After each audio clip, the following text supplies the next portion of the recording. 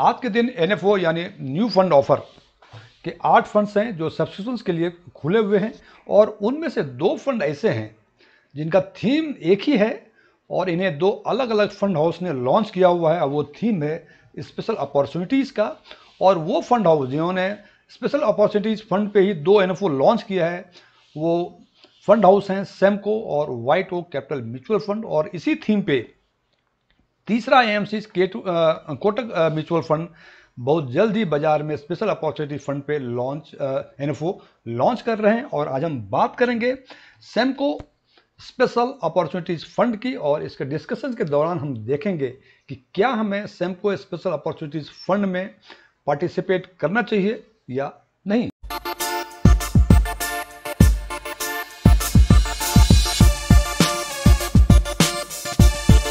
इस पर आगे चर्चा करने के पहले मैं बता दूं कि सेमको एक नया एएमसीज है जिसको लाइसेंस रिसेंटली मिला है और इन्होंने अभी तक ये फंड जिसके बारे में और चर्चा करेंगे ये मिला के कुल 4 फंड इन्होंने लॉन्च कर लिए हैं। उसमें से एक ईएलएसएस है, एक फ्लेक्सी फंड है और ये मिला के सेमको स्पेशल अपॉर्चुनिटी मिला के कुल 2 थीमेटिक फंड हो जाएंगे। अब हम चर्चा करते हैं सेमको स्पेशल अपॉर्चुनिटीज फंड की। ये फंड जैसा कि नाम से पता चलता है ओपन एंडेड है और ये थीमेटिक फंड है। ये 17 मई 2024 को ये लॉन्च हो चुका है और 31 मई 2024 का इसका एनएफओ क्लोज होगा और इनका मिनिमम टारगेट जो है फंड मोबिलाइज करने का वो 10 करोड़ है। और यदि ये 10 करोड़ का फंड मोबिलाइज कर लेते हैं तो एनएफओ क्लोज होने के 5 वर्किंग डे के अंदर यूनिट्स को अलॉट कर देंगे और यूनिट्स अलॉटमेंट के नेक्स्ट 5 बिजनेस डे के अंदर ये फिर रीओपन हो जाएगा परचेज और रीपरचेज करने के लिए। और इनकी एंट्री लोड की बातें करें तो केवल इसमें ही नहीं बाकी फंड्स में भी एंट्री लोड आज के दिन में नील है। एग्जिट लोड अलग अलग हर फंड के होते हैं। इस फंड में एग्जिट लोड 2% है यदि आप 1 वर्ष के अंदर फंड्स को रिडीम करते हैं। और नॉमिनेशन के बारे में नई व्यवस्थाएं सेबी ने दी हैं जिसके अनुसार आपको नॉमिनी को डिसाइड करना पड़ेगा, बनाना पड़ेगा किसी न किसी को नॉमिनी। और यदि आप नॉमिनी बनाना नहीं चाहते हैं तो इस बारे में आपको नॉमिनेशन ऑप्ट आउट फॉर्म को भरना पड़ेगा। अब हम चर्चा करते हैं कि इसमें इन्वेस्टमेंट की। यदि आप लमसम इन्वेस्टमेंट करना चाहते हैं तो कम से कम इनका इन्वेस्टमेंट 5,000 रुपये और देर आफ्टर 1 रुपये के मल्टीपल में होगा। और ये इन्वेस्टमेंट करने के बाद एडिशनल इन्वेस्टमेंट यदि करना चाहते हैं तो वो मिनिमम 500 रुपये होंगे और देर आफ्टर 1 रुपये के मल्टीपल में ये इन्वेस्ट आप कर सकते हैं। और जैसे इसमें भी है और बाकी सारे फंड्स में भी है 2 प्लान और 2 ऑप्शन होते हैं। प्लान में डायरेक्ट और रेगुलर और ऑप्शंस में ग्रोथ एंड आईडीसीडब्ल्यू जिसमें कि ग्रोथ ऑप्शन जो है बाय डिफॉल्ट होता है। यदि आप आईडीसीडब्ल्यू को ऑप्ट नहीं करेंगे तो माना जाएगा कि आपने ग्रोथ ऑप्शन को ऑप्ट किया है। यदि इस प्लान और ऑप्शन के बारे में आपको जानकारी है तो अच्छी बात है। यदि आप चाहते हैं इसके बारे में और जानकारी लेना तो हमारे प्लेलिस्ट में जाके इसके बारे में और जानकारी ले सकते हैं। और इनका बेंचमार्क है Nifty 500 TRI. TRI means total return index.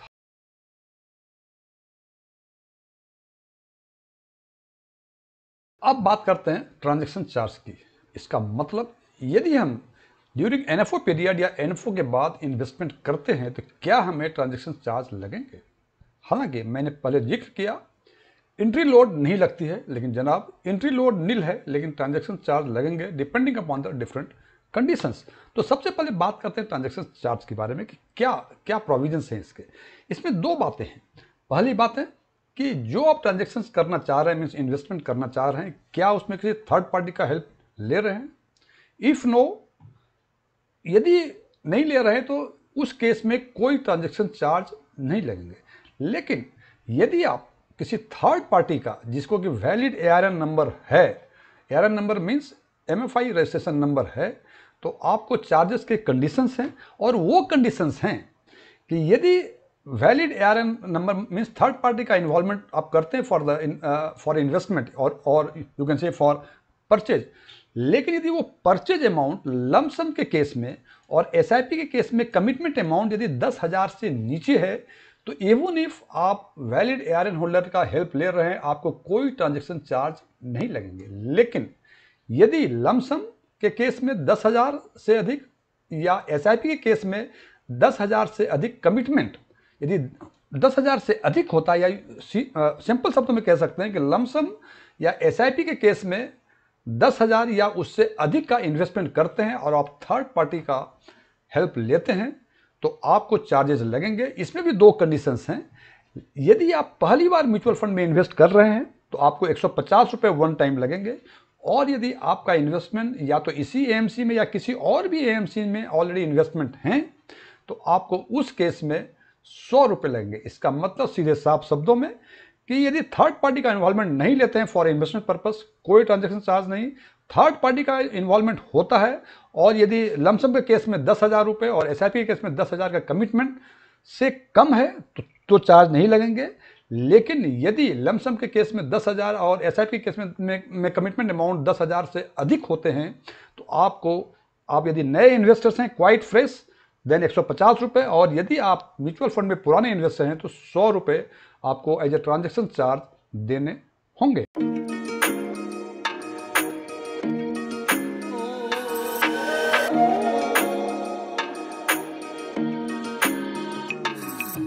अब बात करते हैं कि ये फंड हाउस जो सब्सक्राइबर्स से फंड को मोबिलाइज करेंगे, इस फंड का एलोकेशन मीन्स इनके इन्वेस्टमेंट स्ट्रेटजी क्या है, या यूं कह सकते हैं कि इस पैसे को किस हिसाब से कहाँ इन्वेस्ट करेंगे।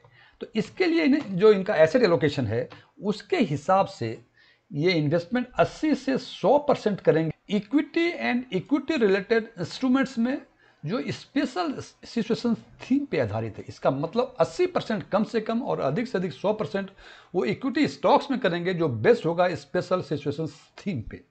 रिमेनिंग 0 to 20% ये करेंगे अदर्स में। अदर्स मीन्स इक्विटी या इक्विटी रिलेटेड इंस्ट्रूमेंट्स भी हो सकता है other than the special situation themes, या हो सकता है कि 0 से 20% depending upon the wisdom of the fund manager ये डेट या मनी मार्केट इंस्ट्रूमेंट में इन्वेस्ट करेंगे। अब सवाल ये है कि ये स्पेशल सिचुएशंस क्या हैं। It is only illustrative not the exhaustive. इसका मतलब केवल यही स्पेशल सिचुएशंस नहीं हो सकते हैं, इसके अलावे भी हो सकते हैं। For example changes in government policies, regulatory changes, global events, uncertainties, new trends, innovations और corporate structuring. M&A means merger and acquisition के लिहाज से जो कॉर्पोरेट रिस्ट्रक्चर्स होता है ये सारे स्पेशल सिचुएशंस हो सकते हैं। इसके अलावे भी और भी सिचुएशंस हो सकते हैं। और एक चीज़ नोट कर लें, ये special situations it may be positive और नेगेटिव टुवर्ड्स योर इन्वेस्टमेंट। ये तो चूंकि ये पॉजिटिव नेगेटिव दोनों ही होता है तो फंड मैनेजर अपने विजडम के हिसाब से इसको यूज करेगा। अब बात करते हैं इनके फंड मैनेजर की। तो फंड मैनेजर में सबसे पहला फंड मैनेजर है इनका मिस्टर पारस मतालिया, जो फंड मैनेजर हैं और head of the research equity के हैं। इनकी उम्र 29 साल है, 6 साल का इनका एक्सपीरियंस है और आज के दिन में ये सेमको के 2 फंड्स को हैंडल कर रहे हैं।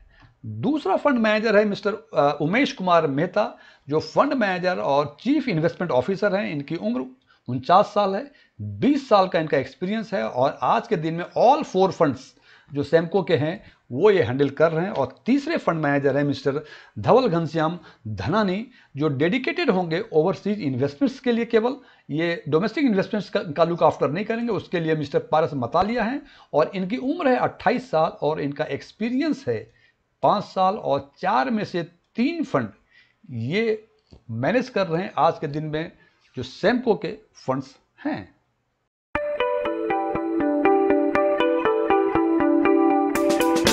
जैसा कि मैं पहले बार बार कहता चला आ रहा हूं कि एनएफओ सस्ता कभी नहीं होता है। एनएफओ में तभी इन्वेस्ट करना चाहिए यदि इसमें कुछ नयापन हो।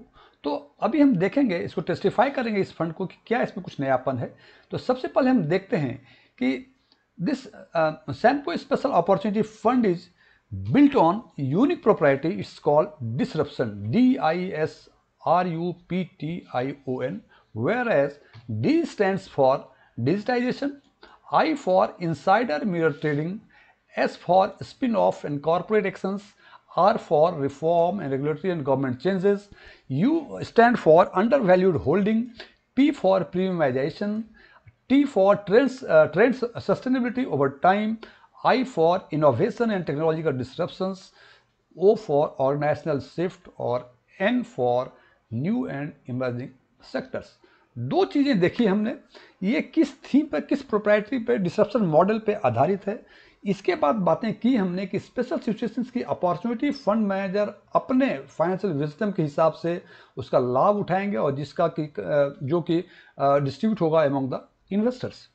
अब हम ये भी देखना चाहेंगे कि क्या आज के दिन में कोई एग्जिस्टिंग फंड्स हैं इस थीम पे आधारित।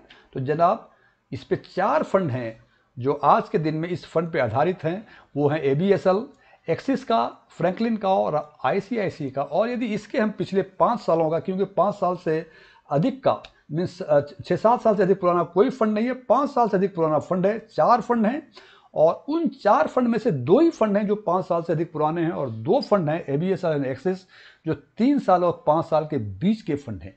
यदि इसके बेंचमार्क की बातें करें कि 3 इयर्स का बेंचमार्क, अब सवाल जो मैंने पहले बातें की थी, इनका बेंचमार्क है निफ्टी 500 TRI।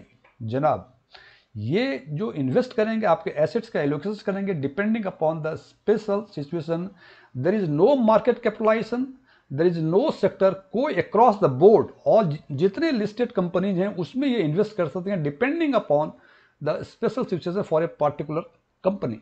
तो हमने जो निफ्टी 500 का बेंचमार्क को यहाँ लिंक किया है, मेरे ओपिनियन में ये बेंचमार्क इसके लिए सूटेबल नहीं है, लेकिन फंड मैनेजर ने, चूंकि फंड हाउस ने ये डिसाइड किया है तो निश्चित रूप से उनका ज्ञान मुझसे अधिक है, उन्होंने कुछ सोच के ही निफ्टी 500 TRI को बेंचमार्क रखा होगा। लेकिन मैं समझता हूं कि बेंचमार्क का जो रिटर्न है 19.26%, मेरे हिसाब से ये इरेलीवेंट है for this type of thematic fund, special opportunity thematic fund, because there is no sector, no market capitalisation, nothing. ये सभी इन स्टॉक्स में कर सकते हैं, छोटे हो बड़े हो, सभी सेक्टर्स में कर सकते हैं, सभी इंडस्ट्री में कर सकते हैं। तो यदि हम इंडिविजुअल इन 4 फंड्स का 3 इयर्स का देखें हम परफॉर्मेंस, तो जनाब सबसे अधिक फ्रैंकलिन का 30.34 है और एक्सिस का 3 इयर्स का CAGR इट इज 15.57, जबकि सेकेंड नंबर पे है ICICI का और थर्ड नंबर पे है 18.08 फॉर 3 इयर्स CAGR। यदि इसके, जैसे मैंने बताया कि फ्रैंकलिन और ICICI जो 5 साल से अधिक पुराने फंड हैं, इनका जो रिटर्न है दिस इज 25.98 फ्रैंकलिन का और ICICI का 23.91। नो, अब हमारे सामने सवाल जो मैंने प्रश्न रखे थे कि क्या सेमको स्पेशल अपॉर्चुनिटी फंड में हमें इन्वेस्ट करना चाहिए सिंस इट इज NFO। उसके पहले बात करेंगे कि क्या हमें इस थीमेटिक फंड में, इस तरह के किसी भी फंड में, इस तरह के किसी भी फंड हाउस का जो फंड है, क्या हमें इन्वेस्ट करना चाहिए। हमें लगता है जनाब जो हम परफॉर्मेंस देख रहे हैं 30.34% फ्रैंकलिन का और 5 इयर्स में 25.98%, जनाब it's a very good return. तो इससे ये लगता है हमें कि हमें स्पेशल अपॉर्चुनिटी फंड के थीम में इन्वेस्ट तो करना चाहिए। अब दूसरा सवाल कि क्या हमें सेमको में इन्वेस्ट करना चाहिए या हमें इन 4 फंड में से जो ऑलरेडी टेस्टेड फंड है उसमें से इन्वेस्ट करना चाहिए। तो मेरे विचार से NFO क्लोज हो रहा है 31 मई को, this is not the end of the day. और चूंकि एग्जिस्टिंग फंड में फ्रैंकलिन और ICICI ने पिछले 5 सालों में काफ़ी बेहतर रिटर्न दिए हैं और यदि 30.34 या 29 के आसपास 3 इयर्स में और 23-24 के आसपास 5 इयर्स में CAGR मिले, it's a very good return. तो मेरे विचार से आपको सेमको में छोड़ के जो एग्जिस्टिंग टेस्टेड फंड हैं फ्रैंकलिन और ICICI के स्पेशल अपॉर्चुनिटी फंड, यदि आप स्पेशल अपॉर्चुनिटी फंड में इन्वेस्ट करना चाहते हैं तो इन दोनों में से किसी एक में इन्वेस्ट कर सकते हैं। लेकिन सवाल ये है, मैंने बताया कि क्या स्पेशल अपॉर्चुनिटी फंड में इन्वेस्ट करने लायक है परफॉर्मेंस के हिसाब से, यस। लेकिन यदि इसका रिस्क पे देखें तो हमें ये जानना जरूरी है कि इनके इसमें रिस्क क्या क्या इन्वॉल्व है। तो सबसे पहले जो भी थीमेटिक फंड हो, either it is special opportunity fund और समथिंग एल्स, तो इन्वेस्टर्स को स्कीमेटिक या थीमेटिक फंड में इन्वेस्ट करना चाहिए जिनका 5-6-7 साल का आपका म्यूचुअल फंड में इन्वेस्टमेंट है, आपको म्यूचुअल फंड की कुछ समझ हो, क्योंकि इसमें ये काफ़ी रिस्की सेक्टर्स हैं। आपको 30% दिख रहे हैं और यदि कुछ दायां बायां मार्केट में कुछ हुआ तो हो सकता है ये नेगेटिव में भी रिटर्न दें। तो आज के दिन में जो मुझे समझ है कि इंडियन इक्विटी मार्केट में जो अपॉर्चुनिटीज़ है वो काफ़ी अपॉर्चुनिटीज़ हैं और यदि आपने 5-6 साल 7 साल से म्यूचुअल फंड में इन्वेस्ट कर रहे हैं और आपको थोड़ी बहुत समझ है इसकी और इंडियन इक्विटी मार्केट के परफॉर्मेंस को देखते हुए हमारा रिकमेंडेशन कि आपको जो टेस्टेड फंड है स्पेशल अपॉर्चुनिटी फंड, इसमें इन्वेस्ट करना चाहिए और फंड वाइज फ्रैंकलिन या आईसीआईसी में इन्वेस्ट करें। और सेमको का जो एनएफओ, जिसकी एनएफओ की बातें कर रहे हैं, वो 31 को बंद होगा। आप 2-4-6 महीने इसका परफॉर्मेंस देख लें और उस टाइम निर्णय लें कि क्या आपको, यदि आपने फ्रैंकलिन या आईसीआईसी स्पेशल अपॉर्चुनिटी फंड में इन्वेस्ट किया है तो क्या आपको स्विच करना चाहिए या इसी फंड में आपको रहना चाहिए। हालांकि जैसे मैं बार बार कहता हूं कि हर इंडिविजुअल इन्वेस्टर्स का परसेप्शन अलग अलग होता है, यहां भी आपको निर्णय खुद लेना पड़ेगा। This was the my recommendation. Thank you.